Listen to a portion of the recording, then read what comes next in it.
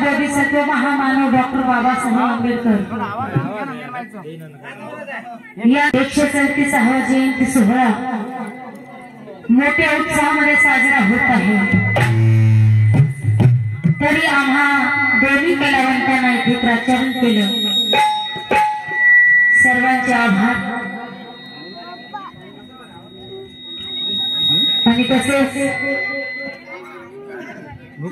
जगाला शांतीचा महान संदेश देणारी महाकारुण्य विश्ववंदनीय जगातील पहिले थोर विज्ञानवादी संशोधक सम्यक संबुद्ध तथागत भगवान गौतम बुद्ध,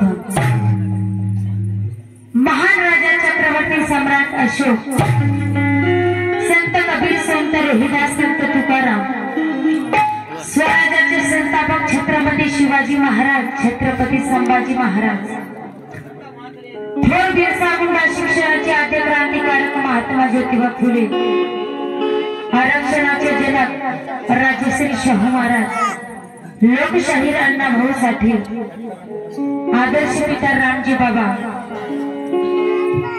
माता प्रजापती, माता यशोधरा, मा जिजाऊ, आई सावित्रीबाई फुले, राणी अहिल्यादेवी, फातिमा शेख, 9 कोटीचीच नव्हे तर तमाम जनतेची जननी माता रमाई भीमराव तथा बाबासाहेब आंबेडकर।